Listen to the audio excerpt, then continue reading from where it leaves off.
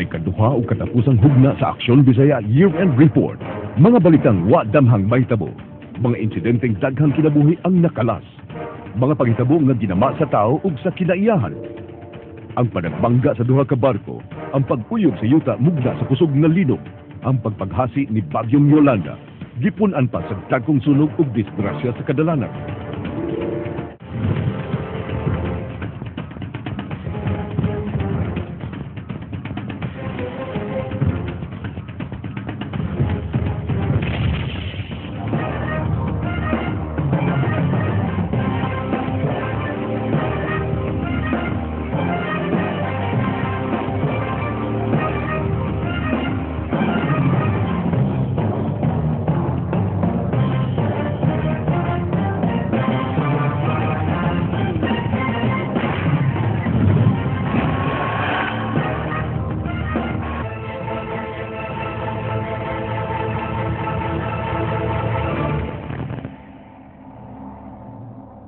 Dito sa command center Kagdinar, dugang 15 ka mga patay gikan sa nalod nga barko ang natala human mapalgi ang ilang mga lawas karong adlaw.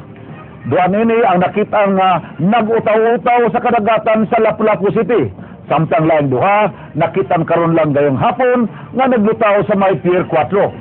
Sa paghipos ng balita, niabot na sa 54 ang patay nga na-recovered.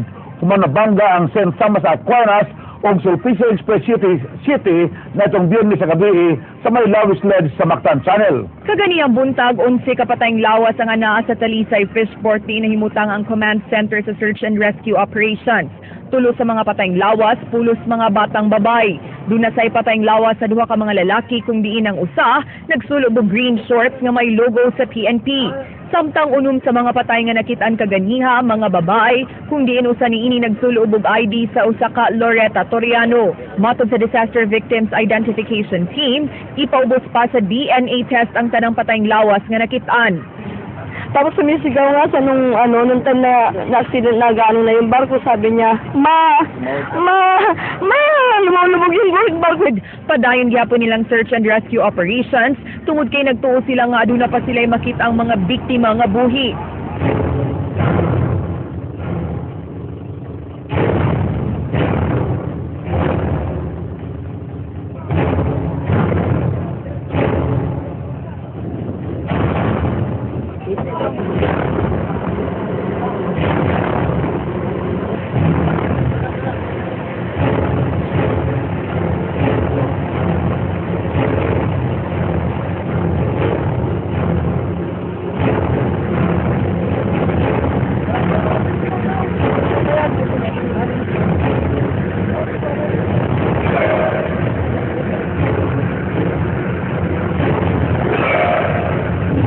Kami ng sir, nangyari po.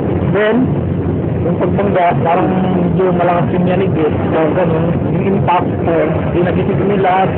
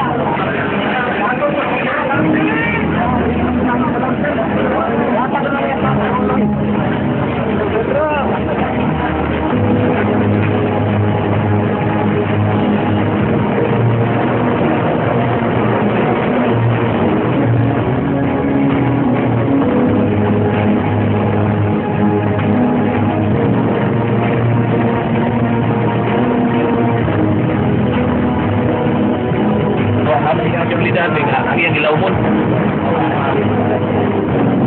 Lahat ng divers kung pwede, i-register natin sa level 2 kung are those divers na kasama natin papunta doon. Lalong ikiha ni Cordova Mayor Adelino Sitoy ang tugo ug ang Philippines Pan-Asia Carrier Corporation nga kanhi sulpisyo lines tungod sa grabeng epekto sa oil spill sa ilang lungsod. Moto ni Sitoy, apektado ang panginabuhi ug turismo sa ilang lungsod tungod sa oil spill. Miubos ang supply sa seafood hilabi na sa ilang sikat nga bakasi. Dili lang kay kuan kanang civil negligence, there is criminal negligence. Sa pagkakaroon niabot na og 15.9 ka kilometros nga coastal area ang naapektuhan sa oil spill. Ang gabing apektado mo ang kadagatan sa barangay Gabi, Dayas ug Katarman sa lungsod sa Cordova. Suma sa official statement sa Tugo, ang nalunod nga barko adunay 20,000 ka litro sa diesel fuel, 120,000 liters sa crude fuel ug 20,000 liters sa lube oil. Gipasalig sa Tugo nga gawa sa oil, may makadaot nga karga ang MV St. Thomas Aquinas. Gani gibutang ang Cordova sa state of calamity kundi 11 sa 13 ka mga barangay ang naapektuhan sa oil spill. 50 ka hektarya sa mangrove ang apektado sa oil spill sa tulo ka barangay sa Basbas, Buagsong ug Dayas. Kanang kuan bakhawan kuan na namagay kanang gitanom na sa mga nagat nya wala pa gina mabayre gani sa gobyerno.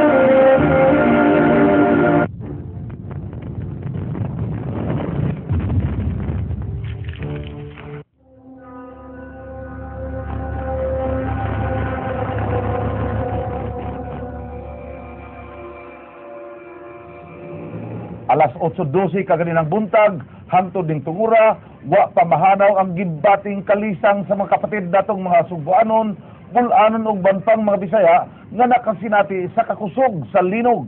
Ang 7.2 nga linog franc nakasentro sa lungsod sa Carmen, Bohol, kundiin anaan nahimutang ang mga sikat nga Chocolate Hills. Samtang intensity 6 ang nasinati dinhi sa Sugbo.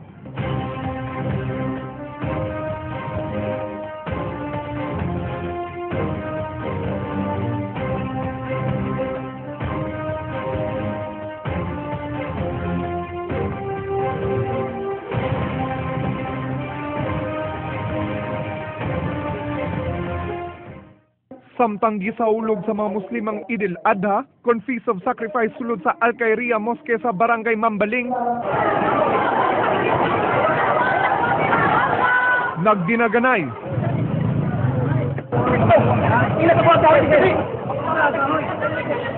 Dinis sa Barangay San Isidro, 4 ka tawo ang naipit sud ining Toyota Hi-Ace van human mahugi sa sementadong beam gikan nining usa ka commercial building.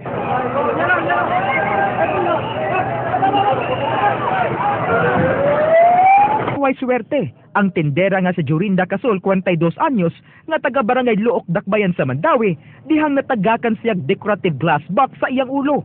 Nagtinabangay ang mga sakop sa Bureau of Fire Protection, Cebu City Police ug Cebu City Disaster Risk Reduction and Management Council sa pag-ugkat niining mga patayng lawas nga natabunan sa semento. Dinhi usa sa Dan Osmeña Boulevard, temporaryong gipahimutang ang mga pasyente sa Cebu Doctors Hospital. Gani pipila kanila naka-dextrose pa sa inyong makita.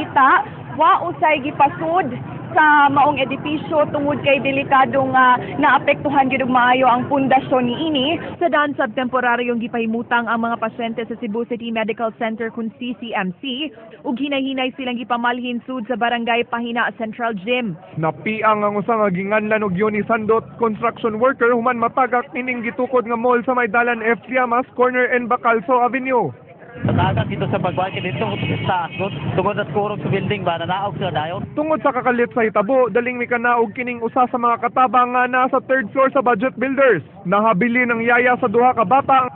Primero na nga tabang na kami sa tarantara sa mi nga taon na pagkuatong kuan dili man jud na maka. Pipila ka mga simbahan diri sa Sugbo ang apektado tungod sa linog kaganihang buntag ug usa niini ang Basilica Minore del Santo Niño kundi nabungkag ang kampanaryo niini. Usa sa labing importante nga tourist attraction, usa ka importante nga heritage treasure nato.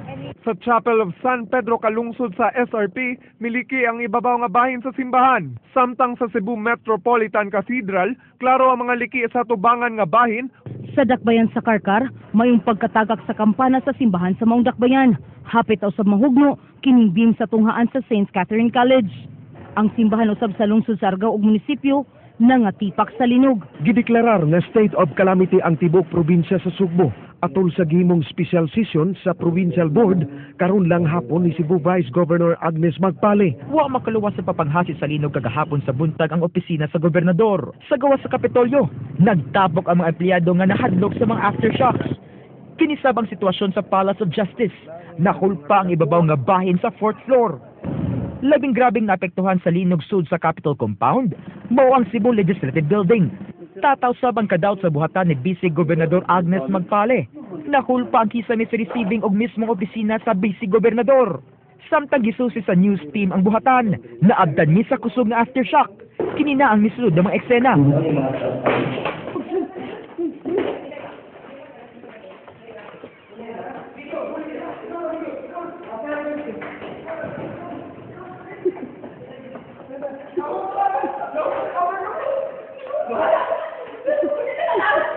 Dinhi sa barangay Tipadilla, duha ka panimay ang nahulpa ug lakip na niini ang tulo ka andanang balay sa konsehal sa barangay. Mo ni akong problema karon asa ko mupuyo. Naptan pa sa News 5 nga gipapauli kining grupo sa mga trabahante sa JY Square Mall human sa linog. Samtang dinhi sa Asia Town ID Park, mao na kini ang sitwasyon. Libo ang mga call center agents ang nagtabok na dinhi sa bakante nga lote. Ingon niini ng itsura sa pipila ka mga dapit sa Bohol Province nga grabing naapektuhan sa pagtayog sa 7.2 magnitude nga linog kagahapon. Mihulpa ang mga dalan. Way hunong nga landslides nga nakaapekto sa siyam ka mga lungsod. Mga taytayan naguba ang simbahan sa Maribohok nahagba. Ang Our Lady of Light Parish sa Loon, Bohol maayong pagkahugno. Aniya ko sa dapit kundi nahitabo ang paghulpa sa yuta diri sa dakbayan sa Lapu-Lapu atol sa linog kagahapon. Ug matod pa sa mga residente nga mas nakulbaan sila karon tungod kay nagkalapad kining mga sinkholes kumikan sa padayon nga aftershock.